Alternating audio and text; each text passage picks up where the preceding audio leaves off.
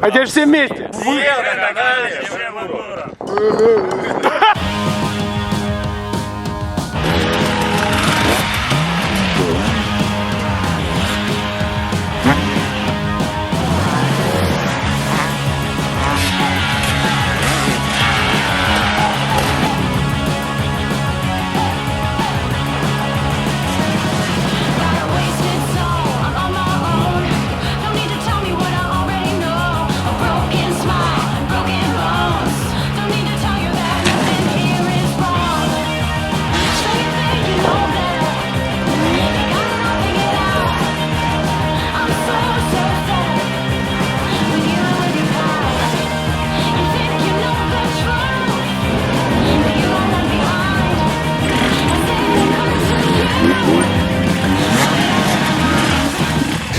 Основная задача канала «Все в эндуро» — это в первую очередь развитие эндуро в России, чтобы каждый мог почувствовать себя чемпионом, ребята. И наконец-таки мы добрались до Республики Крым, чтобы сейчас нам сказали. Привет, спортсмены! Меня зовут Сергей Терентьев, и вы на канале «Все в эндуро». С 8 лет я начал заниматься мотокроссом. Благодаря своему папе 15 лет отдал полностью этому спорту. У меня было 4 тренировки в неделю. Не было ни праздников, ни выходных, ни отпускных, вообще никаких. То есть именно в спорте изо дня в день вот спорт. В 21 год я выполнил разряд мастера спорта России по мотокроссу и плавненько начал переходить в эндуро. В 2013 году приехал в Крым на сборы и успешно выступил на местных соревнованиях. Это был чемпионат Украины.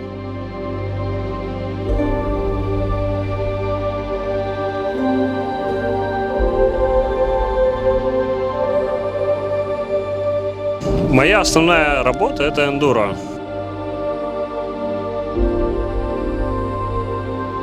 Я катаюсь на мотоцикле от 4 до 7 дней в неделю. Это моя жизнь, мой заработок.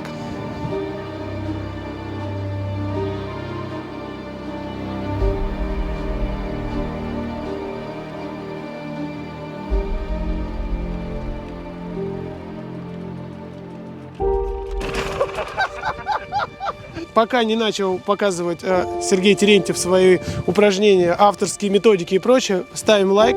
Делаем подписочку. Кто не подписан, конечно же, комментируем, если вы были уже в Крыму. Ну а мы давай начнем и покажем. Поехали. Первое базовое упражнение в Hard Enduro — это, естественно, крабик. Крабик — это упражнение основано на дружбе со сцеплением. Все наверняка знаете шутку, что бросить можно все что угодно, бла-бла-бла, но сцепление бросать нельзя. Ни в коем случае. И это абсолютная правда. Потому что все курвы, все наши падения, все какие-то нехорошие вот элементы, это все из-за того, что у нас пальчик дернулся, и мы сбросили сцепление. Понятно, на полном газу может заехать каждый, но если вы изначально не набрали ход, под конец у вас будут проблемы. Чтобы под конец этих проблем не было, мы садимся в нужное положение и с вот этим методом крабика спокойно берем и заезжаем на вершинку. Итак, первое упражнение. Для этого нужен небольшой холм. Небольшой холм, но давайте обратим внимание на работу сцепления, потому что основа — это именно работа сцепления. То есть важно найти ваш рабочий диапазон. Мы убираем вот полные ходы пальцев, полные выжимы, полные отпускания. Сводим все буквально к пару миллиметров. Вот обратите внимание, мотоцикл стоит на передачке. Вот, миллиметр я поджал, вот он у меня спокойно покатился. То есть вот ваша задача сделать то же самое на градусе. Поджимаем мы одним пальчиком. Одним пальчиком, потому что это, во-первых, лучший контроль. Во-вторых, когда вы едете на скорости и держите по одному пальчику, в случае какой-то экстренной ситуации 4 пальцами вы, есть возможность удержать мотоцикл. Ну, давай, показывай. Вот. При отпускании точно так же мы полностью не отпускаем, а на миллиметр. Отпускаем, делаем шаг за шагом. Что касается стойки, положения тела, я так понимаю. Я это расскажу. То есть ошибочное мнение, что нам нужно садиться по максимуму назад. Но в реальных условиях, в реальных градусах будет у вас камушек, корешок торчать. Вот в такой позиции вы пойдете на курву. Наше положение ровно посередине, где подножки. Во-первых, тут у нас и сиденье занижено, где есть возможность полноценно достать ногами. Во-вторых, это вообще правильное положение. То есть немножко расскажу про положение тела на мотоцикле. Как его найти? Ставим кулачок на руль. Смотрите. Пупком подсаживаемся к своему локотку. Вот это расстояние, которое мы должны выдерживать. По моему опыту могу сказать, что когда даешь людям упражнения, заехать стоя на ногах на горку, каждый второй делает вот так вот. И у них это легко и прекрасно получается. Но даешь следующую ступеньку с маневрированием. Человек вот в этом положении уже никуда не может сманеврировать. Его как потянуло в одну сторону, так он туда и приедет. То есть вот это расстояние как раз-таки для маневрирования на мотоцикле. Это рабочее состояние Рабочее твоего положение, тела, да, когда да. ты можешь управлять и маневрировать на мотике.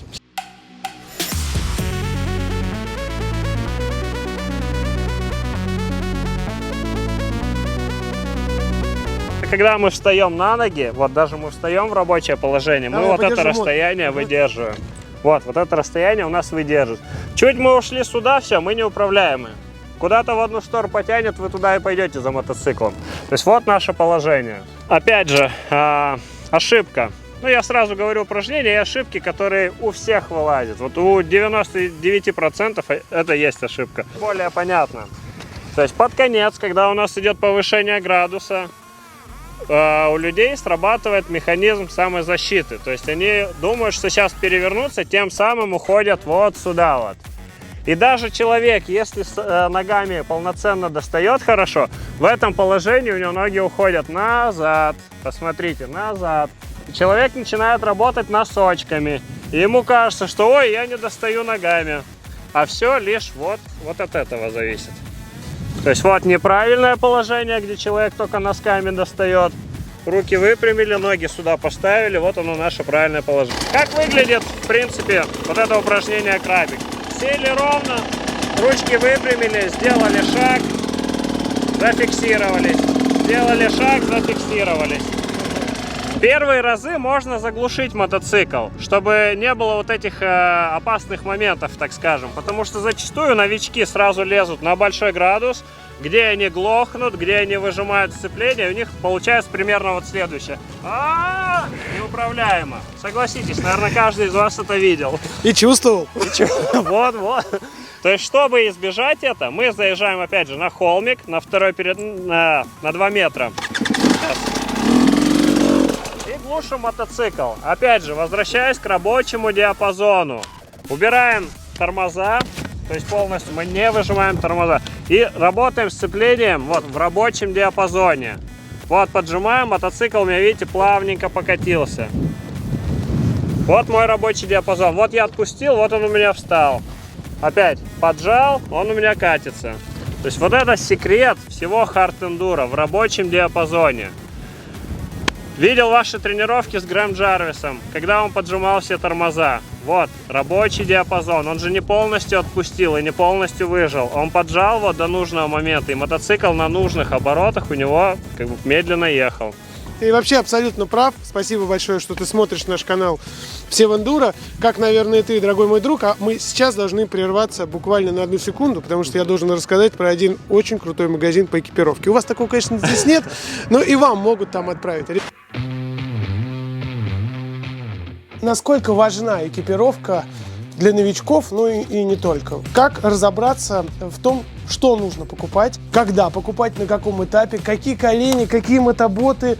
А главное, не что купить, а где купить. Потому что когда ты приезжаешь в магазин, даже там, где написано в интернете, что там все есть, то обычно ты попадаешь на один размер мотобот, не можешь сравнить их, абсолютно не разбирается в коленях. Ты понимаешь, что ты приехал, потратил время, а это все впустую. Поэтому мы покупаем свою экипировку в Moto85. У парней огромнейший выбор, нереально большой магазин, где ты можешь приехать, все померить, помогут выбрать экипировку, разобраться во всех тонкостях. Ну а главное, друзья, получить дополнительные дисконты по промокоду «Все в эндуро». Поэтому не забывайте, Moto85, они могут привезти вам в ваш регион. Не обязательно это должна быть Москва, поэтому ссылочку оставляем внизу. Ну а мы продолжаем смотреть наше видео. Ребят, спасибо большое, что посмотрели рекламу. Для нас это действительно очень важно. Давай продолжим. Итак, мы остановились с тобой на первом упражнении, которое позволяет ребятам, позволит тем, кто нас смотрит, развить чувство сцепления. Давай покажем, как это работает уже с заведенным мотором.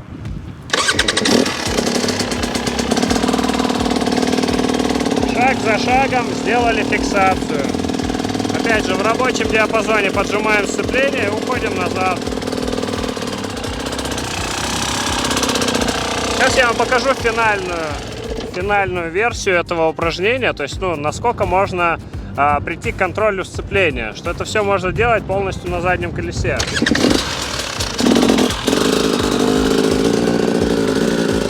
Как вверх, так и вниз.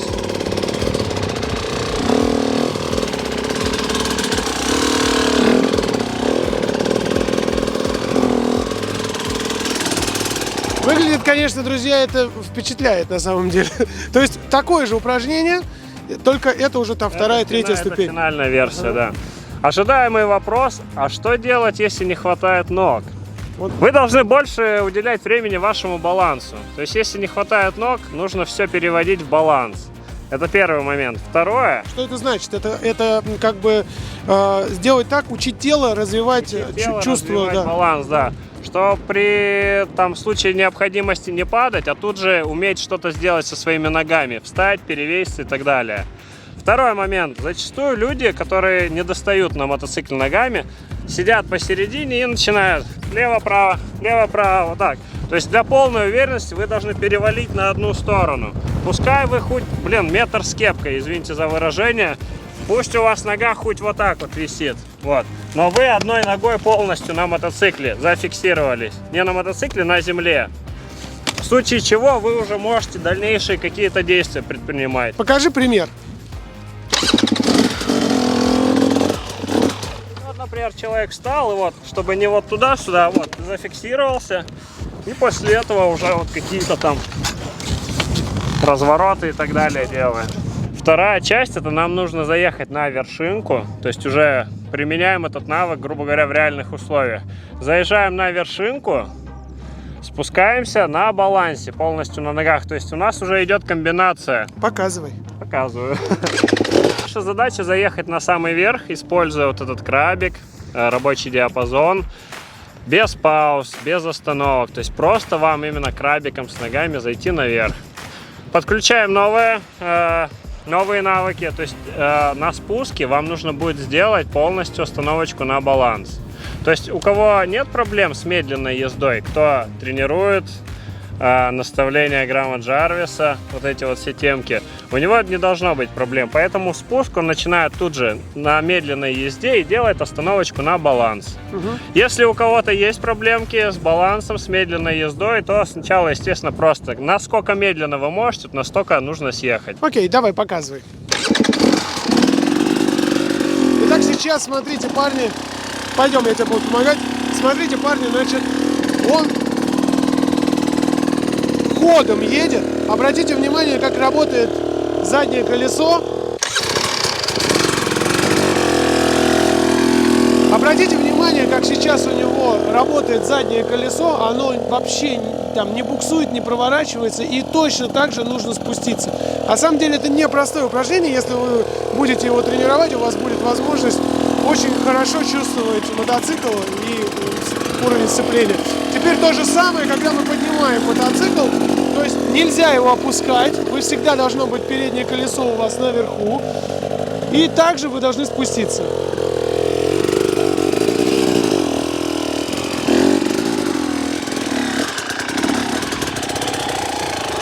Да, выглядит это действительно прикольно, слушай. Да. И через сколько обычно новички приходят к такому уровню? К финальной версии? Да. Опять же, кто как занимается, но пару месяцев минимум. Серьезно? Да. То есть это так долго? Да. Подразумевая сейчас возражения ребят, которые смотрят Всевендуро, сейчас скажут, на китайца бы попробовал бы, ни хрена бы у тебя не получилось. Знаю, что у вас катают китайцы. Ездят так? Финальную версию нет. На просто крабиком на заднем колесе, да.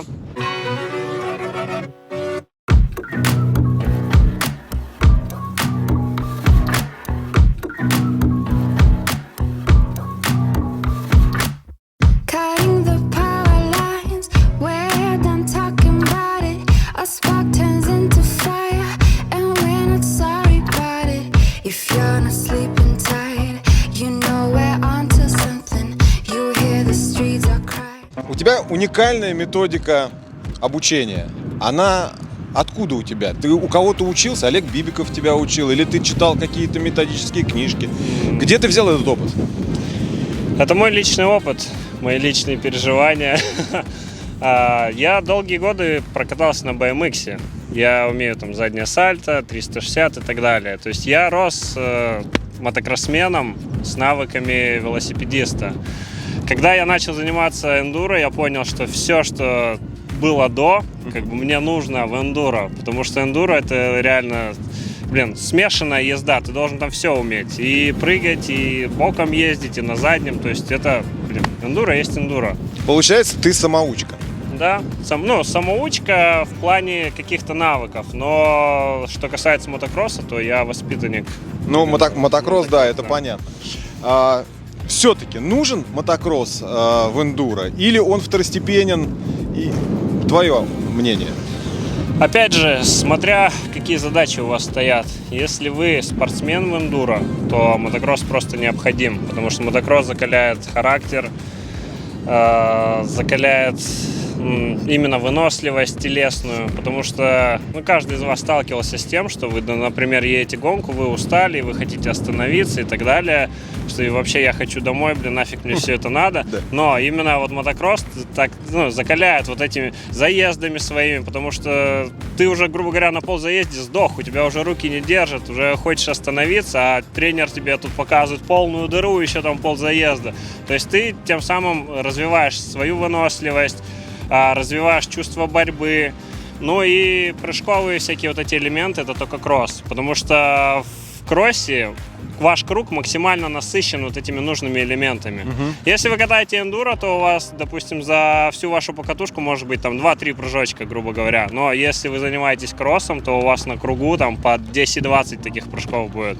Можно без мотокросса стать успешным спортсменом в эндуро и нужен ли обязательно все-таки мотокросс или нет? Или можно без него обойтись? Просто я знаю много ребят, которые говорят, мне мотокросс, я его боюсь, мне страшно, неинтересно, скучно по кругу ездить. Опять же, это зависит от вашего выбора. То есть, если вы рассматриваете эндуро просто как хобби, хобби с возможностью там где-то засветиться на соревнованиях, это одно дело. Но если вы спортсмен в эндуро, я считаю, вы обязаны заниматься мотокроссом.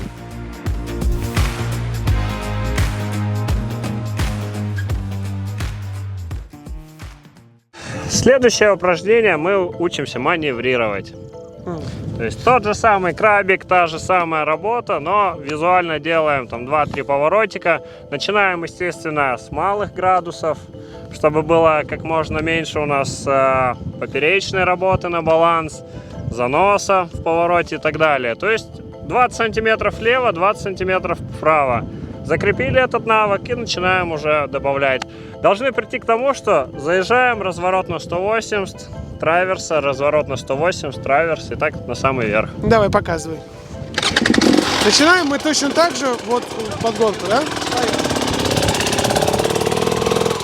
Полный поворот руля. Опять же, обращаю внимание на заднее колесо. Особенно, когда грунт суховатый, у нас должна работать вся резина. То есть пятно контакта, траверсы, опять же, должно у вас быть понимание об этом. Если мотик наклоняем, работают только боковые шашки, проще его сорвать. То есть ваша задача именно следить за тем, как у вас мотоцикл находится по отношению к склону. Смотрим.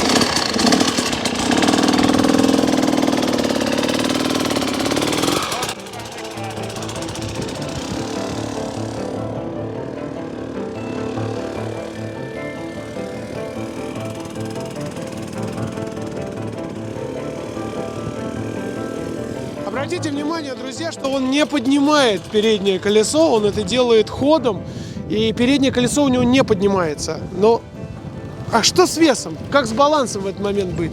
Потому что очень сложно, даже на вывернутом колесе, мне постоянно хочется его приподнять и сделать переставку. В этом-то и фишка, чтобы перед у нас просто прокатывался.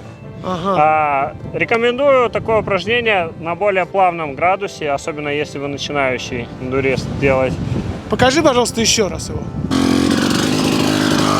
Полностью выворачивайте руль, обратите внимание, он не поднимает переднее колесо, он просто выворачивает руль, и в этом есть вся сложность на самом деле этого упражнения.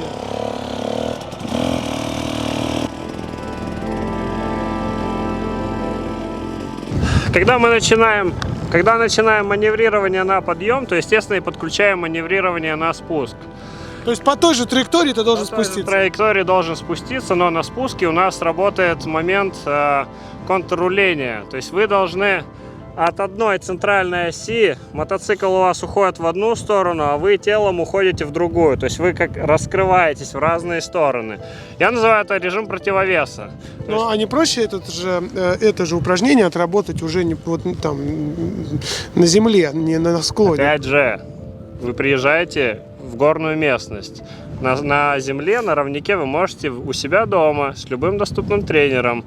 Да даже не с тренером, вот у вас на канале куча уже, моментов, на что стоит обратить внимание. Как стоять, как там газом. То есть этому может каждый у себя во дворе научиться. Угу. Но если вы хотите приобрести навыки именно горного эндуро, вам нужно все переводить уже в градусы. Любую простую езду. Можно любой разворот с тормозом, самый простой классический, исполнить на градусе. Это в разы сложнее.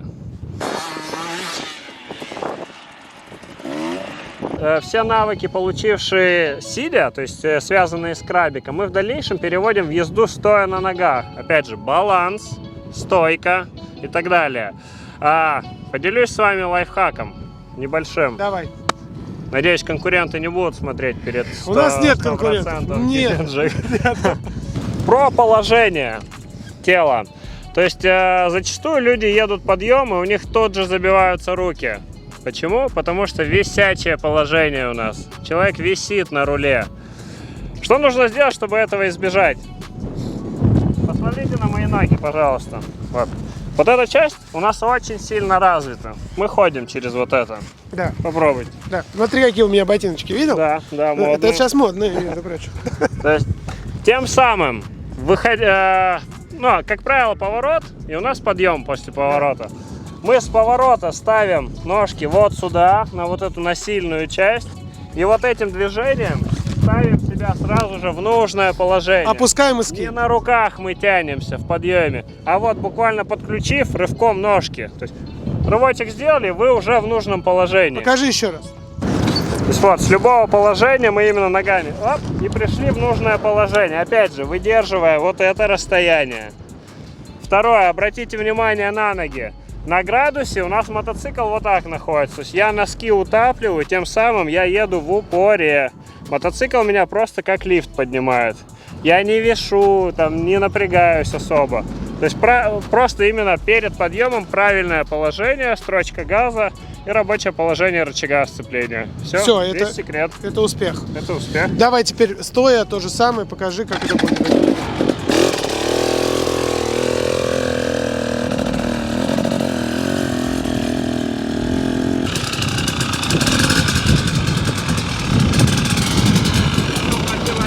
Смотрите, парни, вот даже страшно смотреть, если честно, на это, потому что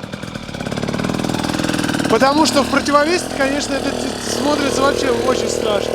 Значит, такое же упражнение, но вы делаете стоя.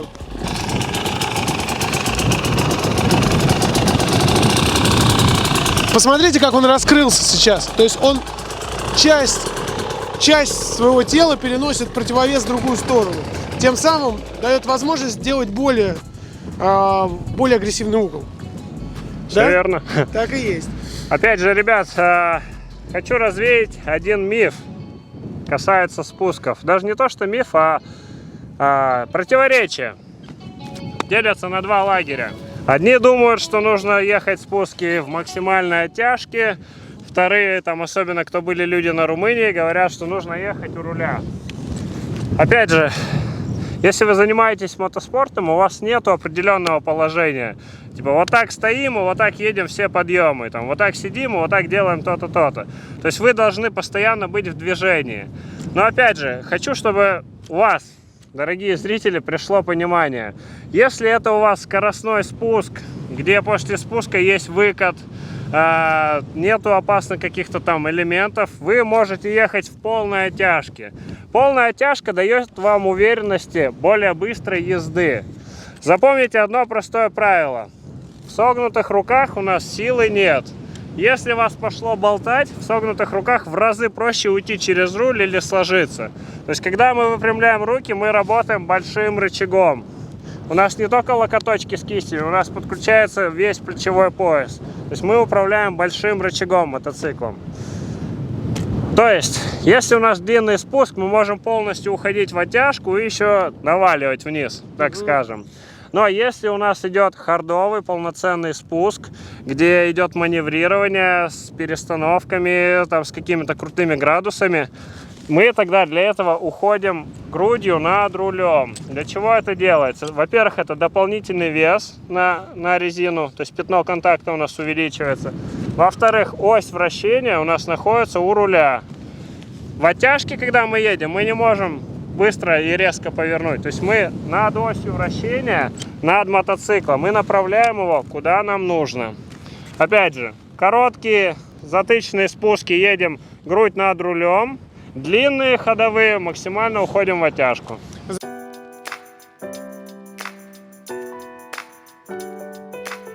Ты показывал сейчас упражнение со сцеплением и говорил, что очень важно всегда только одним пальцем. Вот вопрос у меня к тебе. Это должен быть определенный палец или можно... Ты показывал указательный. Можно средним пальцем? Можно средним, кому как удобно. Я знаю, что наш гонщик Женя Толецкий средним пальцем. Да, мне тоже средним пальцем удобнее. Это строение тела, я считаю. Мне недавно подписчик увидел у меня на видео, что я управляю средним, и пишет, почему ты это делаешь средним? Ты переучивался или что? Потому что... Но мне лично кажется, что средним пальцем у меня начинается как-то... Я больше контролирую, больше чувствую. Фишка в том, что именно один палец – это улучшенный контроль. Ну, это первое. И второе, в случае экстренной ситуации, 4 пальцами вы гораздо сильнее сможете руль держать. Сереж, научи ребят наших, дай советы, как подготовить мотоцикл для езды в Крыму. Какая должна быть здесь оптимальная резина, здесь какой грунт, что поставить в колеса, тюблесы, камеры. Что поставить в колеса? Местные катают на тюблесах. Но вот честно, я не люблю вот эту штуку, потому что я видел очень много занятий любовью на горах. Да, когда, вроде нам надо ехать, а у человека там порвана резина, и один жгутик не помогает, и 2 не помогает, и 3, и в итоге это все потеря времени, потеря настроения, и, в общем, тюблес, не для Крыма.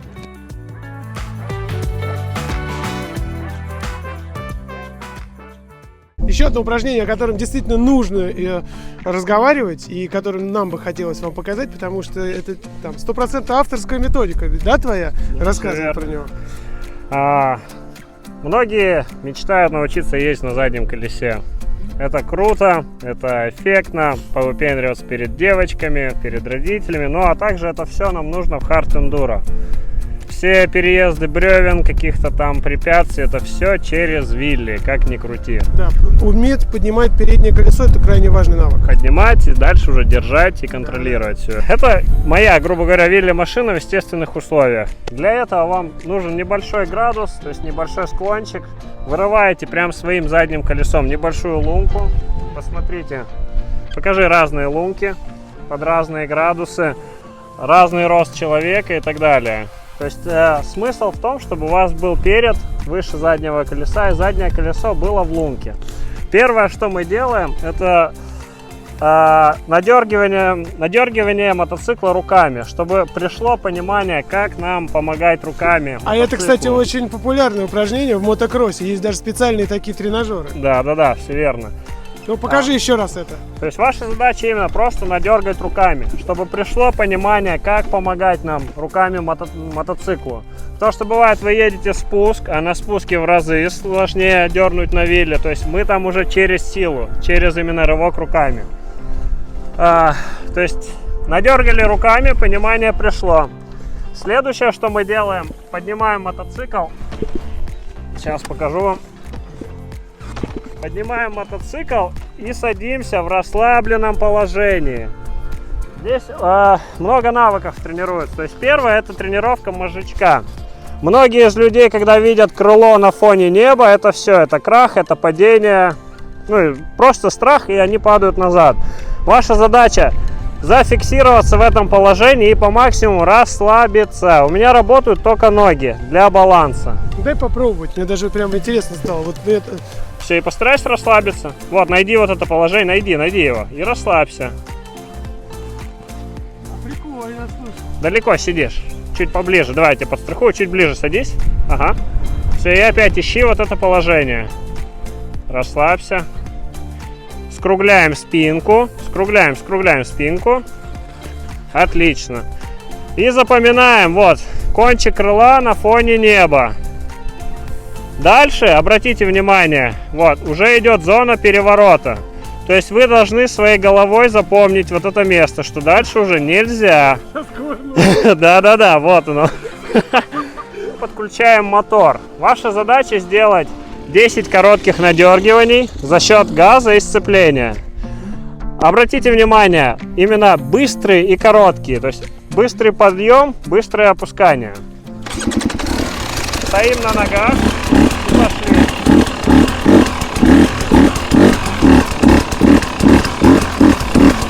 Обратите внимание, как работает сцепление, как газ. Брум-брум-брум-брум-брум. Никаких вот этих долгих вытягиваний газом нет. То есть это именно, чтобы вы как можно быстрее подружились со сцеплением, нашли вот этот свой рабочий диапазон. После вот этого упражнения мы подключаем мотор и выводим вот в это наше положение, когда мы запоминали крыло на фоне неба, но уже с мотором. Это все в лунке, чтобы мы никуда не укатывались. Сели и расслабились. Минимальные обороты двигателя и поджатое одно сцепление. Ну ты сейчас регулируешь мотором. Вот это следующий шаг. То есть мы сели, расслабились. К этому подключаем качели искусственные. То есть нам нужно максимально опустить и максимально поднять. То есть за счет сцепления с газом опускаем. И вот поднимаем максимально высокую точку. Максимально. Вот. Дальше уже зона переворота идет. Уже вот малоконтролируемая. Опять опускаем. И поднимаем. За счет малых оборотов газа. Прям маленькая-маленькая строчка. Эффект, как будто вы едете на заднем колесе. Опять же, регулируя газом подъем переднего колеса, опускание. Какие навыки мы получаем при этом упражнении, помимо того, что мы перестаем бояться вот этого переворота, находим эту точку невозврата? Что еще? Навык. Контроль сцепления, контроль газа. Я же говорю, это каждое упражнение, это маленький шажочек к следующему. Получилось в лунке, переходим подъем с колеей. Почему с колеей? Опять же, чтобы у нас мотоцикл был ниже, чтобы каждый человек спокойно у нас доставал ногами. Мы повторяем такое же упражнение, только оно должно быть в колее, для того, чтобы вас там не шатало, чтобы мотоцикл был ниже и возможности ваши были больше.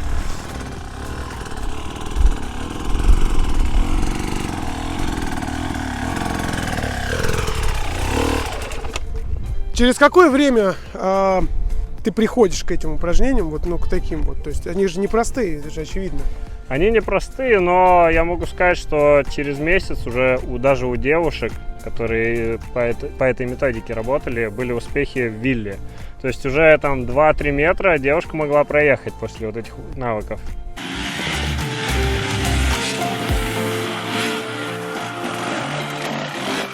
Главное не торопиться, то есть закрепили в лунке, есть понятие, как работать газом, как сцеплением, ушел страх вот этого крыла на фоне неба. Все, переходим в колею, где вы спокойно достаете ногами и уже это как бы применяете на практике.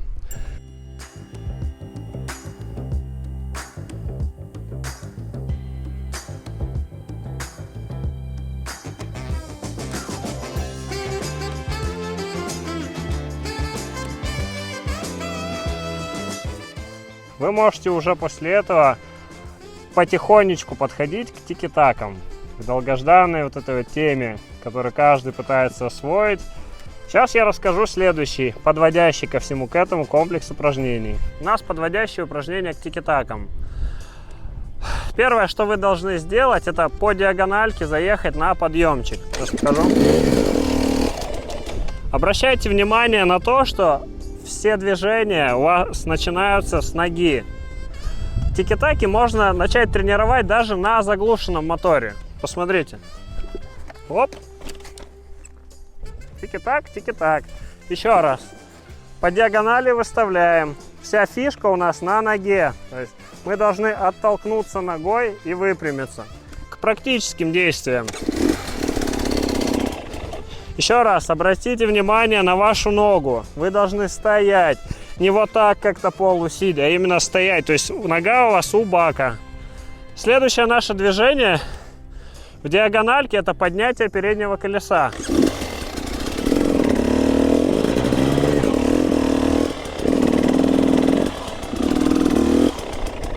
Опять же, старайтесь, чтобы вас никуда не выводило. Вы должны именно ровно подняли, тут же опустили.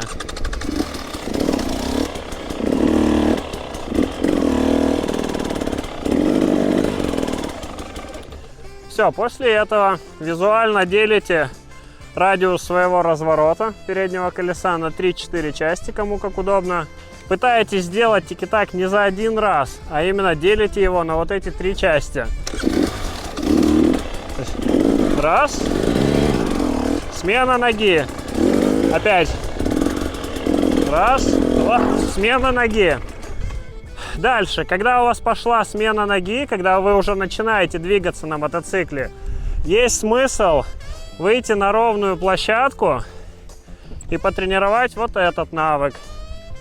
Потому что мы крутимся в тики-таке вот в такой стойке, не сидя на жопе с непонятными как локтями, а мы делаем рывок ногой, вытягиваемся, прокручиваемся, ноги меняем.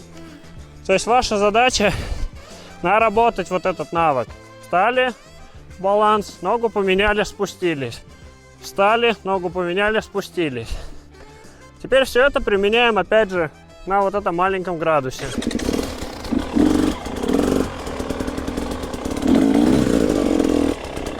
С ноги.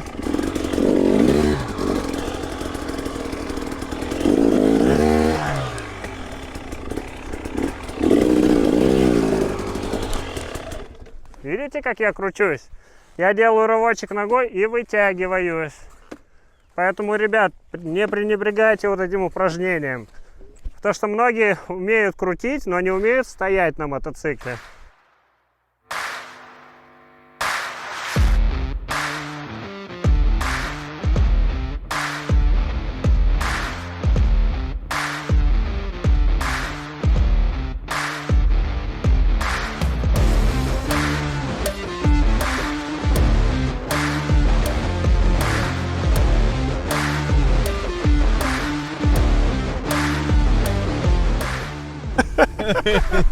И вот такой вот непринужденной обстановке, на самом деле, это одно из самых ценных вообще в эндуро, когда ты можешь общаться вот так спокойно, сидя на склоне. Павлуха, вот вопрос задай, который нас так больше всех интересовал, который мы задавали сейчас в кулуарах без камеры. Больше всех интересует, сколько поршней в год ты меняешь. Серег, сколько моточасов твой мотоцикл за год проходит? Сколько нужно тренироваться, чтобы быть вот как ты, столько ездить? За год не могу сказать, но примерно за 2,5-3 месяца я накатываю 200 часов. Чего? Опять же, это зависит от сезона. Подожди. 200 моточасов? За 2,5-3 месяца. Ты да. понимаешь, что у нас некоторые ребята там 50 моточасов, 70, 100 в год, когда выезжают, в год. Может, ты на работу устроишься куда-то? Считается, что они даже гордятся. Некоторые говорят, я за год проехал 100 моточасов, а ты за 3 месяца. За 3 месяца, грубо говоря. Так это же за вот эти 3 месяца нужно поменять 4 раза поршень, как минимум. Почему 4? Я же на карбюраторе езжу. А там... Я всего за 750 моточасов 4 поршня поставил. 750 моточасов у тебя мотик прошел? Да. Хускварна? Хускварна, 16-й год, карбюратор. И говорю, везет до сих пор в разы лучше вот всяких ваших этих. Наших. Мне тоже больше нравится карбюратор. Согласись, он прям Прям, да, мощь. Ну ладно, давай так, ты женат? Нет. Ну, как нет? А дети у тебя есть? Нет. То есть ты абсолютно свободный и женат на эндуро. Ты женат на эндуро? Да, я и эндуро. Это правда так. И живешь один, у тебя девушки нет. Смотри, она же смотрит. Нету. Уделяешь эндуро вообще? Я же говорю, зависит от загруженности, зависит от сезона. Бывает так, что я 12 дней подряд там без перерыва могу ездить. Ну, серьезно. Ну, конечно, я потом 2 недели вообще ненавижу мотоциклы и прям меня... Бывает такое чувство? Бывает такое, да, реально. Если ты перекатываешь, ты прям просто видишь мотоцикл, и тебе уже отстань. Уйди. Ты так не говори, сейчас девчонки все знают, что эндуристы очень выносливые. Ну а вот если это твоя работа, и после 12 дней катания постоянного, на тебе же, наверное, и экипировка горит, и мотоцикл. И это все такой расходный материал, да? Да, особенно мотоботы. Если ты тренер и гид в Крыму, то, блин, бот хватает от 3 до 6 месяцев. Это зависит от фирмы. Естественно, чем дешевле, тем меньше ходят. Реально, 3 месяца это вообще потолок. Самые выносливые мотоботы назови. Гарни, SG-12. Поперепробовал все, вот реально SG-12 дольше всех ходят. Но они же жесткие в колодке. Ну, а что сделаешь, зато То выносливые, как ты. выносливые. Да. Слушай, ну а вот соревнования, почему мы так редко видим тебя на соревнованиях, а на международных сериях вообще тебя не было видно?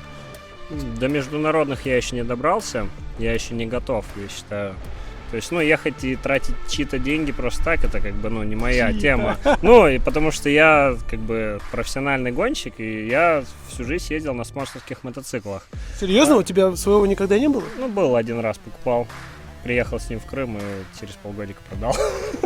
У меня какой-то ребус в голове. Ты профессиональный гонщик, который считает, что не готов к международным соревнованиям. У нас ребят на Авантисах считают, что они готовы. Ну, вот, опять же, вы меня не дослушали. Я просто хочу ехать за границу и привезти оттуда результат. Не просто, типа, эй, я был там, ребята, а подготовиться физически, морально, тело, чтобы было в нужной форме. Потому что вот расскажу про минус жизни в Крыму. Так. То есть вот сейчас у нас накануне гонка 100% Геленджик. Вся страна соскучилась по эндуро, потому что у всех была зима, у всех было межсезонье. А я как начал гонять с сентября, и до сих пор я, грубо говоря, я уже вот накатался, а впереди только самый сезон. Ты хочешь сказать, ты сейчас готов? Я готов. 100% Я эндуро? готов. Ты хочешь ее выиграть? Я хочу выиграть. Получилось однажды, получится и дважды. В 2019 году я уже сделал это. Слушай, ну так серьезно, ты так говоришь, у меня аж мурашки по коже, да. Вот, ну ты же понимаешь, что там, во-первых, и гаевские всякие приедут ребята с... Там много кто Там, приедет. там же вообще весь свет Вся Хартендура. Россия. Да. Вся Россия. Да, да. Поэтому это будет хороший результат, если я выиграю. Ну это действительно так. Ну ладно, давай так. А как ты вообще относишься вот к этой поездке парней в Румынию? Тебе было какие-то предложения? Нет, не было. А ты поехал? И На Авантисе. поехал бы ради опыта. Вообще посмотреть, познакомиться с правилами и так далее. И поэтому первый раз, если я вдруг поеду на Румынию, я бы заявился в классе бронза. А за свои бабки поехал? Через там несколько лет, думаю, да. Я сейчас строю дом себе. Гонки гонками, а жить надо где-то. Серега, Поэтому- а почему в классе бронза? Ты же подготовленный спортсмен. Ты же знаешь, что у нас в России принято сразу заявляться в голд. Ну, опять Ну это же, как минимум вообще. Это не мой подход. Это не мой подход. То есть, ну, я как кроссмен, выросший с самого детства, я знаю, что нужно всегда ездить по силам. То есть, ну, ребенок, когда начинает заниматься, он же не садится сразу на мощную кубатуру, осваивает маленькую и так дальше. То есть, я бы первый раз выступил в бронзе, желательно бы занял там какое-то хорошее В место. десятки приехал, В троечке, да? в пятерочке. Даже. Да, я вот на такое. Ну, то есть я всю жизнь был спортсменом. Ты победитель. Меня Ты всю дух жизнь, победителя. меня всю жизнь готовили к результату. То есть поэтому я и говорю, что ехать в Румынию, тратить чьи-то деньги, то есть, ну, это не мой вариант. Туда надо ехать за результатом. Серег, ну что, мы тебе желаем успеха, в первую очередь. Вторую, тебе огромное спасибо за то, что ты делишься навыками. Можно сказать, принял нас, встретил и покатал. А заодно и рассказал ребятам с канала Все в Эндуро, что вот так вот, оказывается, можно легко, спокойно делать тики-таки.